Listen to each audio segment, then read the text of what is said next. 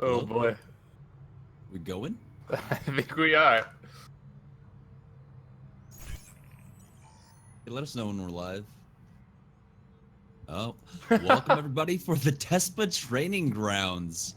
So today, once again, it is going to be Jamerson joined by Seamus. This is the top 6 now. We are finishing it off with the winners finals here, Seamus. Yep, so winners finals, University of California, San Diego up against the Longhorns from UT Austin. Two top collegiate Overwatch teams that we've seen throughout the Tespa Collegiate Series, and now in winners finals of the Tespa Training Grounds. Yeah, you know, both teams just had a pretty difficult task to be able to make it here to the winners grand finals. If we take a look at the bracket, or well, I don't know if we can bring up the bracket, but just to mention the bracket, to get here today, it was a really difficult task. UT Austin has to defeat Scarlet Knights, taking out also the varsity, or excuse me, Crimson Gaming, along with Washington Esports. So a lot of names from our regular season that made it pretty far, but we are here onto Numbani. The dive is coming on out, and they have jumped onto Regiciding, but no, he's going to have the help of the rest of his team coming up with a kill onto Syl and also taking out that Diva mech. Interestingly enough, though, one tick was capped there. Nicely done by Jorston from UC San Diego, but you got to give credit to the Longhorns defense. They knew exactly what was coming. The dive, which is kind of a common thing you see on Numbani, went up to the top side, but they kited back beautifully, and as a result, were able to still continue defending the point. Yeah, so UCSD off their first push, only getting one. Now they're pushing lower. But once again, that defense really spread out, coming out from Austin. And the defense spreading out so far, no kills over. Just as I say that, Jorston getting the first frag onto Excellent, and that's another one for School, so they're likely going to be able to take this. Talnori is doing what he can to try and defend the payload, but he is going to get demeched, destroyed, and now it's just Talkovsky in a 1v5. It took him 2 fights, but overall a solid start to the UCSD offense. Yeah, I love the adjustment that UCSD made there. They pushed in from lower, made their way back around to Snake, and then once they were in position to pinch off the members of UT that were up in the high ground, up in S, they were able to just keep them enclosed inside the hallways, and then from there, just clean house. Yeah, you saw Malibu going for a very aggressive play, and honestly, that's not too bad because he's going to be able to respawn pretty quickly. He's going to have his ultimate available, and Cart is being pushed this entire time. So now take a look at the next play that the Tritons can make here. Malibu has that Dragon Blade available. He's probably going to be the most pivotal member. Here he goes. Dragon Blade, but right into a tactical visor. He's got to deflect a lot of that and just kites away as Excellent even jumps onto him. So that Dragon Blade fizzling without coming up with much, but he doesn't need it once he gets the dash resets. Finding 2 kills, taking out both Otter and Regiciding. A third onto Scott. This man's a one-man army. Malibu getting more frags when he's not using Dragon Blade than when he was. Amazing dive coordination from the Tritons there. They only needed the one ultimate to open up the fight, spread apart the defense, and then just pick them off. Very well done by Malibu to engage, but also Schooled to follow up. Lands the pulse bomb, Style getting the kill, and the payload makes it past point 2. Yeah. And what we just saw there is the reason why a lot of teams opt to try to go for that defense much earlier on instead of allowing the payload to get all the way beyond the bus and the main road. If you take the team fight too late, you don't get another opportunity to defend.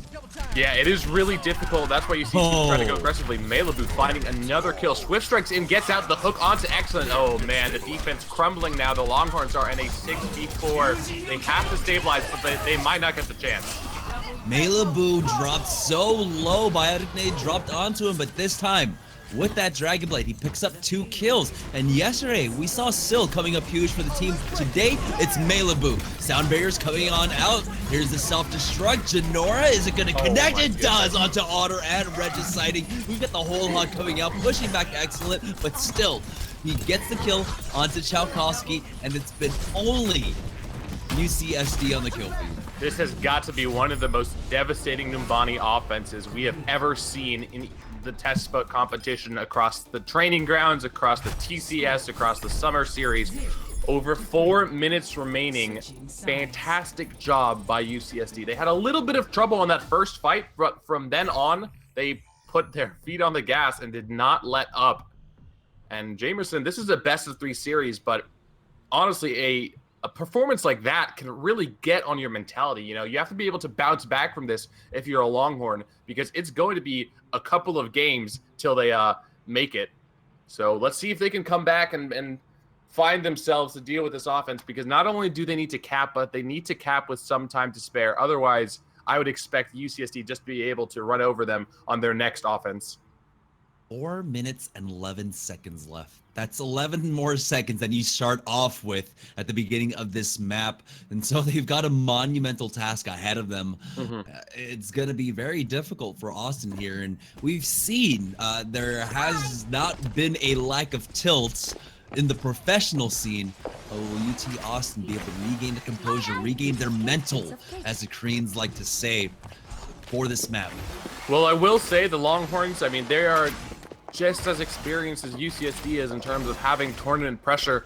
Obviously, they made it to the Tespa Collegiate Series finals this past season, so they have that LAN experience, which is something that not every top team has. So I would expect them to hopefully regain their mental to some degree, and I'm curious to see what tools they decide to use to come back on their offense. So we see a defensive setup from UCSD with triple tank, opting for a Diva, a Hog, and a Zarya. So no Reinhardt there on the offensive side. They're actually going to be going with the triple tank. They were hovering over the Tchaikovsky fire before, but it looks like they're probably going to just want to go up to that top side and play for the hook shield war. And speaking of LAN jitters and just LANs, I believe UCSD are hosting a LAN right now. I was talking to some of the members at UCI, but we've already got the push coming on out from the blue side. They made their way under, and now they are going to go ahead and take point behind the actual point A here, and the rest of the team are going to drop down for the defense. Yeah, but they're forcing the jump down, which actually isn't too bad because they have the numbers advantage, that 2,000 HP Reinhardt shield. So long as they stay alive, they'll be okay. And now they're going to wrap around the side. Are they going to go up? They are. Look at this positioning from Texas.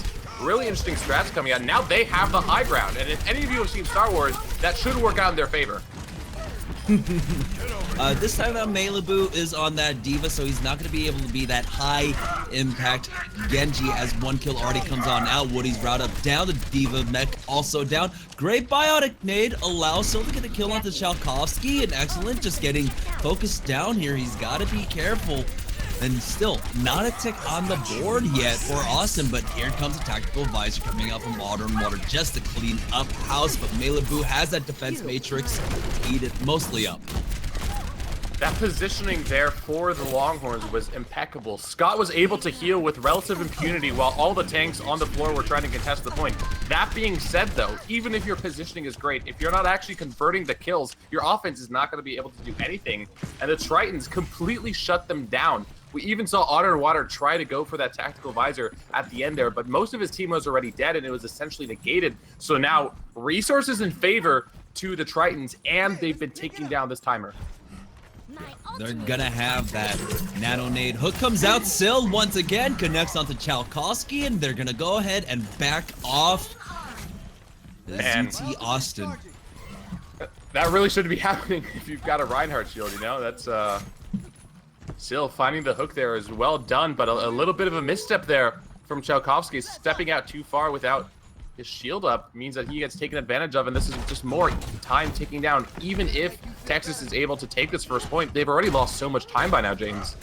Yeah, it's almost mathematically impossible for them to match the time of UCSD. Hook came out, but Malibu had that Zarya barrier. Here's the self-destruct on the high ground, and oh no, it falls to the lower, so it's not going to amount to much here. Earth Shatter comes out from Excellent just to shut down Malibu. Self-destruct for Talnori, not much, but Excellent will be able to clean up Malibu. Now here comes the Nano Visor for the side of UCSD. Schooled, though, he's getting it sit on top of by Talnori right now, and Tchaikovsky with the whole hog just corralling the entirety of the defense. They're on the point, and they have finally broken it on the side of Austin. Yeah, it did take the Longhorns quite a few resources, though, to get that. Shoutouts to Talnori there to defense matrix essentially all of the damage from the Nano Visor. Was very well done and a clutch play for the offense. Now they get the payload, 2 minutes and 30 seconds added to that timer. But James, like you said before, they're in a bit of a bind. Mathematically, it's going to be essentially impossible to match the time that we saw the Tritons get on their offense. So they just need to get the payload there and with as much time to spare. But right now, it's going to be very difficult. This time we're seeing Malibu swapping off to Tracer, no Genji or Diva for him here.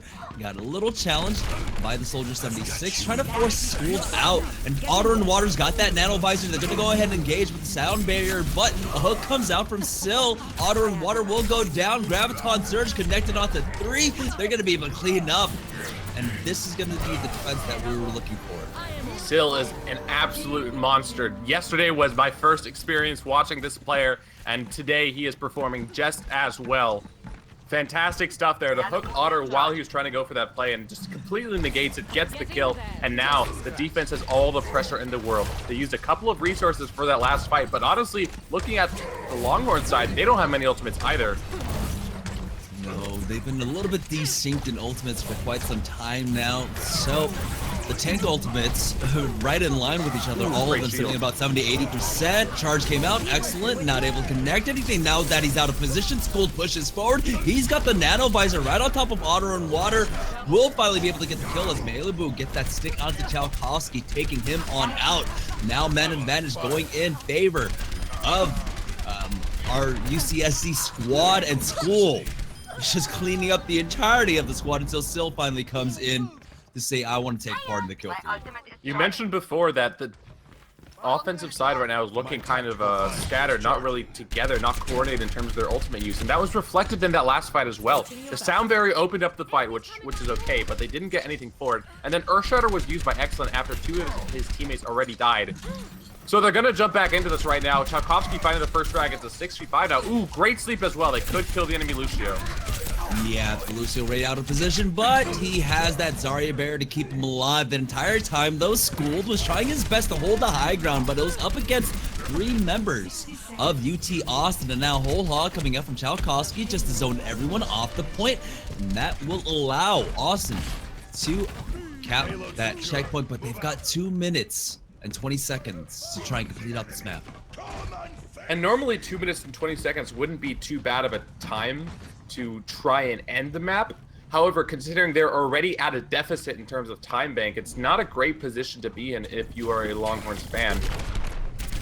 Right now, it's likely going to be the defense making an aggressive play since they have so many ultimates available. We see Malibu trying to jump out, makes it out. There comes the sound barrier. Sound barrier comes out, but Otter and Water is going to push forward with that Nano Visor. He hasn't found anything quite yet for it. It's going to be 1-for-1 kill as the Roadhog gets hidden, but oh no, Boostio comes out, but that still might be enough DPS. Woody's brought up, trying his best with that Lucio. It's a 3v2 on the point right now. Both supports actually forcing them back. Yeah, that's the second time I think we've seen a Boostio the past few days, isn't it, James? I doubt that was intentional as well, but it's always fun to see. And it worked out overall. I mean, obviously you don't want to be giving your support the boost, but he was able to get the frags with the rest of the team. And as long as Jonora stays alive here, they might be okay. As soon as I say that, though, Jonora goes down. He was hooked, but the shield, the barrier wasn't enough to keep him alive. And now a slight advantage over to Texas, but they need to capitalize on it because they are quickly running out of time. Schooled on top here. We got the swap offs coming on out. He was going over to the Tracer while Malibu picks up the Soldier 76. The payload so close. We've got the Graviton Surge onto Otter and Scott. Here's the self-destruct coming up from Talor to try and zone them off. He actually picks up 2 kills, and that's going to allow them the window to be able to get it there at about 50 seconds. It's going to add on some time onto UCSD's with what's another 10 seconds, but they've already got about 4 minutes and 11. I will say though, UT Battle Babes capping the point, well done. I mean, if it had been any other game, capping with about a minute remaining would be a pretty solid offense, you know? Maybe not the perfect offense, but you feel good about that. You weren't full held or anything. You're able to get to the end of the checkpoint, and you were also able to complete the map with time to spare. That being said though, James, they're up against a 4 minute time. That is absolutely insane because now they essentially need to win this first fight and get some distance with the cart, and then they need to have a monumental defense. Otherwise, all that effort will still be for naught, and UCSD will take the first map. But if it's gonna be anyone, commences in 30 seconds. I expect UCSD to put their best foot forward. I believe it was them we watched yesterday on Route 66 with that insane push coming out in overtime. Well, now it's Texas that needs to do that versus UCSD. Oh, yes. Yeah, so the roles are reversed in a way. So not impossible, but definitely very difficult task here. So UCSD out the gates. They're going for the pharmacy this time. That's interesting, but not surprising considering how good Xiao is on that Pharah. And it looks like they're going for a really sneaky play. They want to go for this dive up on this top right side. Maybe get the soldier, get the Ana if they can. They see each other, so... Actually, look at this. The Tracer going around the backside. They're trying to coordinate this picture perfect, but Sonora on the D.Va is going to cause them so much trouble. Already opening up the first kill onto Jorson. That's a huge pickup, taking out the Ana. The takes are going to be very vulnerable now. Now they are trying to defend the point. Scott is on there, and he will go down to school, but still, they were able to demech the D.Va, and now they're cleaning house. It's all excellent so far in the kill feed until Otter and Water decides to contribute, taking out both Sil and Woody's route up. Beautiful offense there. You saw Otter and Water on the backside. He was waiting just for the right timing to dive in with the D.Va, with the Winston, and with the Pharah on the opposite side of the map. And the coordination, that kind of split coordination with dive comms can be difficult, but especially on a point like Zumbani, considering where the defense held. If you time it right, it is so valuable. And now they were able to get the payload. They're pushing it farther ahead, but they are in overtime. The moment they're moved off the payload, that will be the end of the round for them. Do you have the resurrection to play around here? So if they can bait out some ultimates throughout this next team fight, Chalkowski already going down, so they're gonna have to tempo res that. Yeah, tempo res. Chalkowski going for the barrage, but gets slept instantly. What a play from Jorston! 2 ultimates down already, and now UCSD is going to try and take advantage. Malibu with the Tac Visor combo, he's going for it. Yeah, we do have the Primal Rage coming on now. The mech is gone, so there's no way to mitigate that damage. He's already picked up 2 kills. That's both supports down. Here comes the self-destruct coming up from Janora. It connects onto Telnori, taking out his counterpart. And only 57.94 meters on the board for UT Austin here. But if they can surmount, or if they can mount a good defense on point A, this is completely doable now.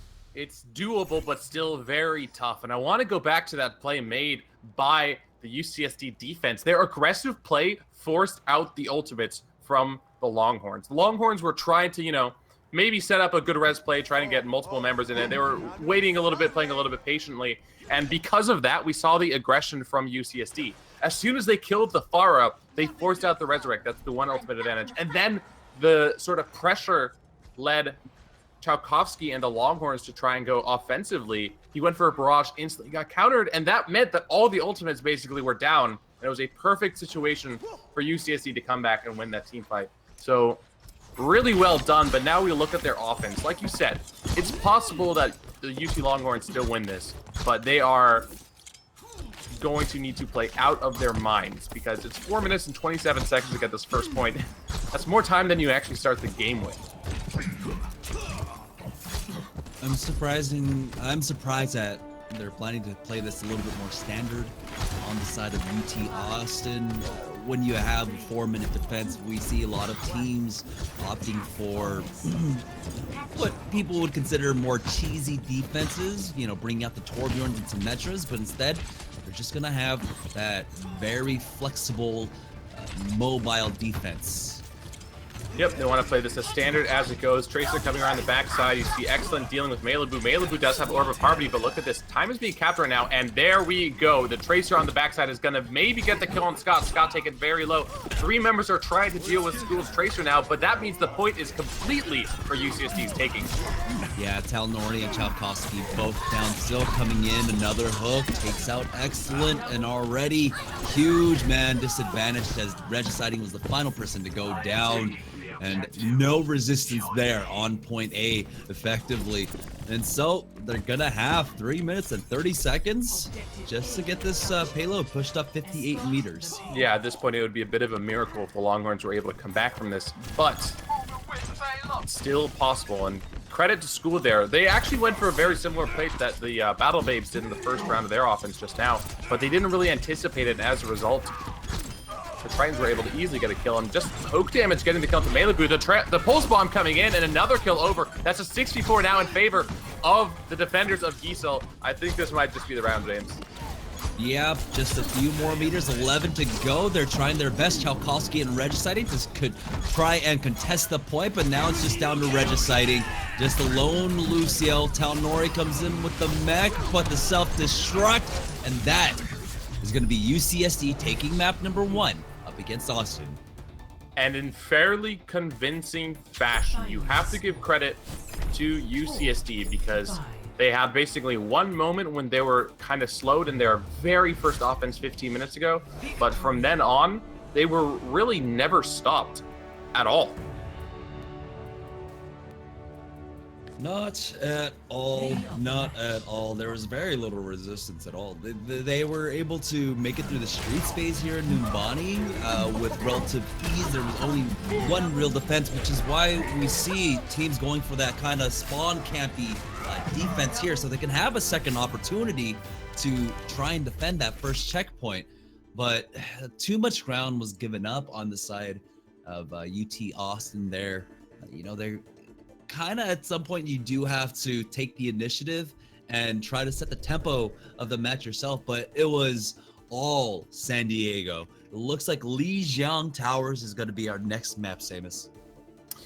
Yeah, so Lijiang is going to be interesting to see how these two teams decide to play out their compositions. I mean, we've seen Fire and Mercy, we've seen dive compositions, we've also seen the more traditional from a previous patch tank comps with either 3 tanks or 4 tanks. Healed up by Diana. Just in general, the game right now allows for a lot of versatility, a lot of identity in terms of the team style and their compositions, which makes it really fun to watch when two teams with different styles go head to head. Yeah, when we do go to the control point maps, they are a bit of a different beast. Teams playing them much more differently. Since you don't have as many like set plays, right? Once you get to certain parts of like escort maps, right now we're just getting the final ready ups. Just to clarify. All right, it seems like we're good, so we should be getting into the map in just a moment. Lijiang Tower, probably my favorite. Actually, I don't know. I like Nepal a lot too, and I like Oasis. I like all the control maps. Never mind. Control map is probably my favorite map type overall, though. You already know my feelings about Oasis. Oasis, yeah, not a fan. No. Once again, cool. some of the retakes just can take so long, and hey, James, people can test. All I'll say is some people can't handle the heat. It's fine, you know. It's cool. You don't need to be a fan of Oasis. It's just, I've watched so many Oasis games in OG and Apex because I feel like every single match started off on they it. do go there all the time. I think it went to Lijiang once throughout the regular season. I could be wrong, but I think even if it went once, it was wishful thinking. But at this point, Lijiang Towers, we're going to be starting off on Night Market here. No pharmacy quite yet, but this is a map that lends itself to many different styles, and looks like it's just going to be dive coming up from both. Yeah, so generally Gardens is the one where you'll most commonly see a Fire and Mercy composition. You can see Fire and Mercy here as well, but not as common as some of these other comps. Dive on the side of the Battle Babes from the University of Texas Austin, but a Roadhog Zarya pseudo dive comp here from UCSD. They're just trying to add a little bit more beef on their blade. Chalkowski got hooked in by Sil. What a great barrier coming out from the Winston. Will keep him alive for now. Excellent will go down for his troubles, as that's a 2-for-1 exchange. Now they are battling on the point. And they're in a bit of a bind that is University of Texas because, or excuse me, no, the UCSD, because they lost their Zenyatta very early on in that team fight, and now UT Austin have all this pressure on the point. You see Lucio and Tracer from UCSD still trying to contest, but really, James, in those kinds of team fights, you can't lose your Zenyatta instantly. It's going to put you in such a bad position. That being said, though, holy moly, UCSD, they've come back strong. Yeah, once again, Malibu doesn't need the Dragon Blade at all. It seems like he fares a lot better once he starts getting those Swift Strike dash resets. And so while Austin was able to get 17% on the board, immediately afterwards, San Diego will be able to flip it on in their favor. Yeah, some over-aggression there from Texas to kind of go for that really, really aggressive defense, getting hooked up. And another hook. Oh my goodness, this guy. Zill has been almost unstoppable on this Roadhog. Guy? I legitimately want to know. It's a level 5 account, so I think it might be an alternate account, and his main is probably not level 5. But whoever he is absolutely fantastic. So Texas will have to wait out for the next respawn. They go for that high ground. It's immediately getting challenged by Janora. Now Excellent jumping into the back, but the Dragon Blade comes out for Malibu. But in response, we have the sound barriers coming out. Now Chalkowski got his Dragon Blade out with the Transcendence. That's going to be the difference maker here, keeping them all alive. Chalkowski and Otter and Water taking out Schooled and Woody's route up, and that's going to allow the Battle Babes to actually gain control of the point. Austin using their support ultimates a little bit sooner, and also using both support ultimates led them to win that team fight. However, now Jorson is going to be relatively close to his trans, and Scott and Regiciding aren't going to have it available. Otter Water gets the pulse bomb, doesn't get the kill, though wins a little bit more than a 300 HP, and the hook onto Otter from Sil, covering for Excellent, and covering for Janora, that is, as Excellent gets taken down. 4 kills lighting up the kill feed. That's going to be a clean fight. Off of the back of these hooks once again, Sil, like, his impact in these matches cannot be understated, because every time it seems like something goes well for UCSD, it's because of their Roadhog. The flow of these battles have been like a metronome, just back and forth, back and forth, back and forth, and Schooled actually catches out Otter and Water there. Who's a little bit overextended. They gotta be careful. Sil going for those hooks once again. Malibu spots them out on the high ground. Going to keep them honest, keep them contained there for now. Janora, if we take a look at that, Winston will spot out Otter, forcing him back. Ooh, Malibu's going in with the Dragon Blade. Gets 1, gets 2. He's looking for more. That tight room needs so many AoE slashes from the Dragon Blade, and Malibu lights up the kill feed once again in favor of UCSD. The spray coming down. And you were talking about a metronome, the swinging back and forth, but James, I think the metronome is going one-sided now, and it's going in favor of UCSD. Otter and Water was able to make it onto the point. He's going to use his recall there to get back, but there's the Transcendence coming out from UCSD as they are ready. They have the 3-man advantage on the point. Primal Rage comes out from Excellent, but he does have the Zenyatta Orb of Discord on him and immediately melts. Overtime ticking on down, the candle burning. It's going to be SD take the first point. SD with a solid win. Not a complete shutout, as the Longhorns did get some time on the point, but overall, UCSD kind of furthering that dominance that we saw on Nimbani and just coming up ahead. You know, it was a relatively even match for the first half of the round, back and forth, like you said, but then basically UCSD was given an inch and they took a mile for it. So if you're a Longhorns fan, if you are a fan of the Battle Babes, now you're really hoping that they have a solid round, because if they lose this coming round, they're basically going to be 1 round away from going to lower bracket. Doesn't mean they're out of the tournament just yet, but it would be UCSD in grand finals with winner's advantage. Here we are on command now. No real swap-offs coming out from either side. Talnori did pick up the Diva though, so a lot less DPS now coming on out. Talnori gets the first kill onto Sil, but once again, Malibu, once he starts getting those Swift Strike resets, he gets so much damage done, and that's 3 members of Austin down. Regiciding very likely to follow there. He goes down. Talnori and Otter doing what they can, but they're going to be cleaned up as well. You mentioned it. Malibu's Swift Strike resets have been absolutely insane. Every time you get that kill, you get that ability refunded, and it looks like he gets it refunded every couple of seconds. now with control of the point, they are going to push forward to that choke point, immediately taking out Scott, and that's going to force back UT Austin. They got to wait for the respawns here. So now the holding pattern coming out from UCSD. Malibu has that Dragon Blade at the ready, and there's really nothing to counter it on the part of Austin. Yeah, expect an aggressive defense here. Malibu going in, taken pretty low, but hasn't got a kill just yet. Finds one, but he's actually taken down, so nicely done there. And they can kill the Genji. Still, the question is it too much collateral damage? Still gets the kill into excellent. Jordan is trying to back onto the point, and it's still a close fight. Oh my goodness, Still with 1 HP. Holy crap, that might have just saved the team fight there for UCSD. Still striking back like a cornered cat. He was literally actually a cornered hog, excuse me. And now they once again push forward to that choke point. Malibu finds the kill onto Scott.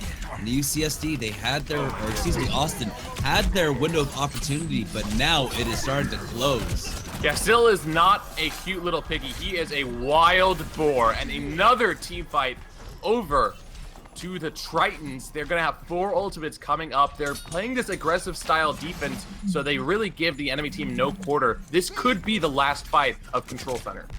Yeah, already 80%.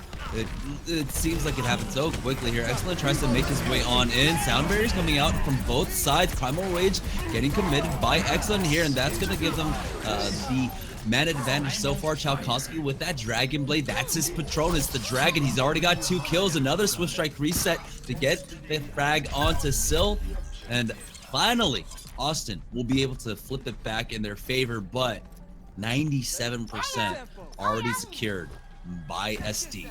You have to wonder if it's too little, too late, especially because not too many ultimates were committed from the side of UCSD, so they can come back into this fight with a healthy economy advantage. And here goes Malibu. Yeah, Malibu, he's got that Dragon Blade, got the first kill onto Talnori, and 2 for 1 with that nice combo. They're just gonna clean it up. No problem, only giving them 25% on the board. Now we're going to point number 3. UCSD on match point. Texas Longhorns really need to find themselves to come back in this series. Honestly, I'd like to see Tchaikovsky's fire here because it's something that has really been a matter of success for him. If he could play Pharah and Otter can play Tracer, then they can coordinate their dive, and it's something they've been comfortable on and played together with for months. So it's definitely a practice composition, and at least from the hover over, it looks like Chow might be going to the Pharah here. The Pharah Mercy with the Winston Tracer Genji dive, so it's the triple DPS dive, a pretty common strat on Garden, and they need to use this strat to win 1 round, James, because they've got to come back in this round. If they lose it, it's over. And even if they win it, they have a long task ahead of them to make this comeback. So the worrying thing about this composition is that we see a lot of teams actually just forego that Pharah battle and just try to win the ground battle. And it's going to be easy if Sil gets the hook onto Excellent, bringing it down with the help of Schooled. But it's going to be a 1-for-1 exchange as Dorson goes down, and now Chalkowski with that pharmacy combo trying their best to win control at this point. But oh man, UCSD not making it easy at all. They're going to get cleaned up, and so UCSD will be able to gain control of the point first. The Tritons played really intelligently there. Generally, you're going to want a Diva to try and deal with the Pharah, but if you don't have a Diva, what do you do against the Pharah? You force her to go into the point where she's basically not able to use her aerial advantage and just gets killed. And like you said, the ground battle completely in favor of UCSD. Now the engage here by UCSD once again is going to clean up the fight pretty easily. Regiciding doesn't even have res, so this isn't a res play or anything. This is just straight outplays across the board from the Tritons, demolishing Texas. Yeah, one of the linchpins of the triple DPS dive is the Winston.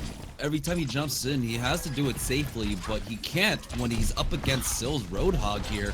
And right now, School tries to get into the back line for a pretty ambitious pulse bomb and didn't quite connect, but now there they go, going in once again, but already Excellent. Before he even lands, he's already brought down to half HP. Barrage is committed by Chalkowski, only getting that kill onto Janora, and it's all Woody's roundup, the Lucio actually on the kill feed for UCSD, and just like that, after 4 frags, Lucio will stand tall on the battlefield.